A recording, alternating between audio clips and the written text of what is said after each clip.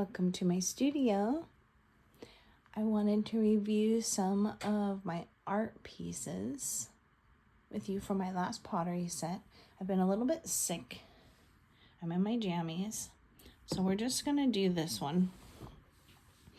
So I'm going to show for you, this was a special piece. And I'm going to show you, this is not one that I made recently. So this is one that I made in 2018. The first time I went to ceramics, I was headed into an art therapy program and did not complete it as the school closed, actually. And so I wanted to tell you the story about my garbage bowl. So this video is about the garbage bowls. And so this piece, as you can see, is pretty rough. You can see on the bottom.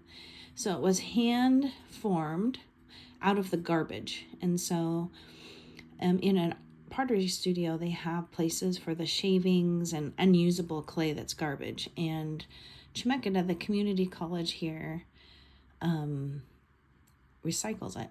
And so for students that don't have a lot of money or no money, if you're willing to recycle the clay, they would give it to you for free.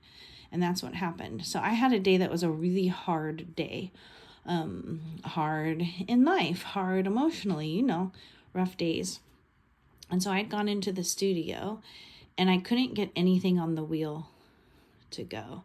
So I had gone and I felt like that day and in that section of time, I still was wrestling with feeling so worthless, like so much worthlessness. I couldn't get an education plan together. I didn't have my own home. My oldest son was in the military and he was a combat veteran. I thought he might pass away and I didn't want to have a romantic partner.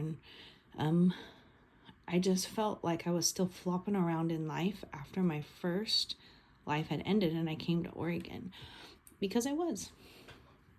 And so I felt like I wasn't worth anything. And art is something I always can do. And so when you talk about my superpower, listen, you just let me out of studio. What kind of studio? The people that know me? Anything.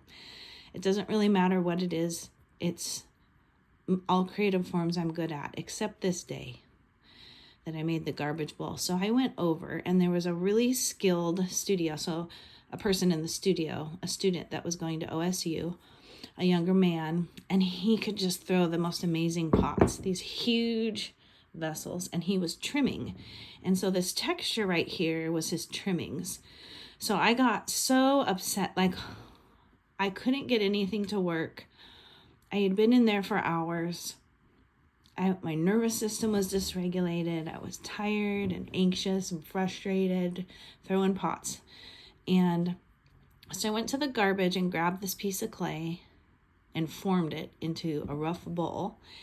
And the guy that was in there, this texture right here is from all of his trimmings. And to him, they were totally worthless. They were in the garbage. And so I took it and rolled it in it, almost like if you had like an ice cream sandwich and you were going to put crumbs on it and you rolled it in the cookie crumbs. That's what gave it this texture. And so as you see, so what ended up happening is this glaze is called Chino P.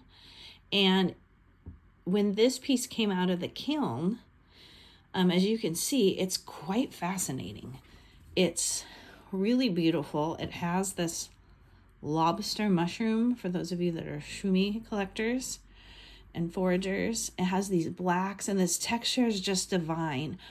And so the instructor pulled it out and took it out and showed the whole class, look at this amazing piece. So you can see inside, let me try to hold that up.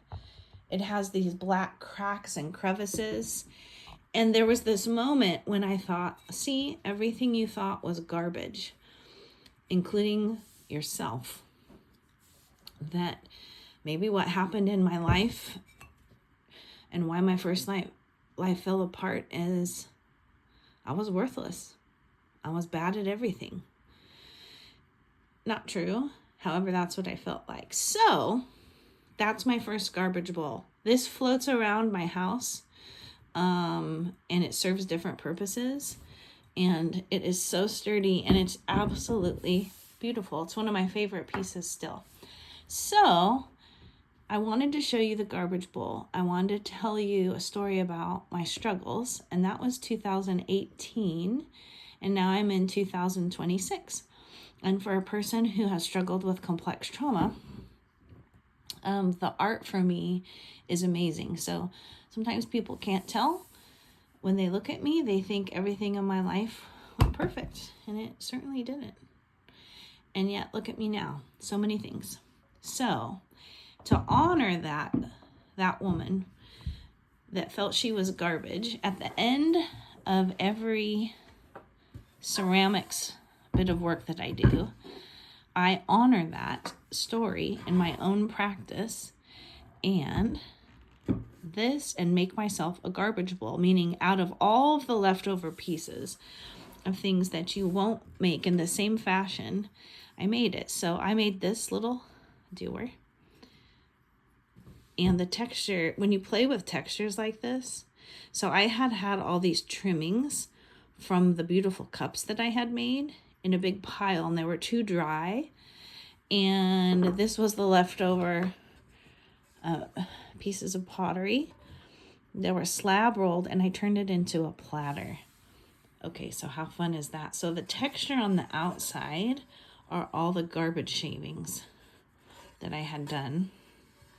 And this is a glaze called like stone rock or something like that. And I had, that's the shape of one of the tools, cut out a handle. And isn't it beautiful? You can really tell I love it. You could hold this, and I will use that for a nice piece of fish. Uncle-licious just went fishing and caught us fish. And it's a way that I honor my story within my art aesthetic and my art story. It's an autobiographical methodology, meaning the author, me, and my narrative of what this is to me is what makes it art to me.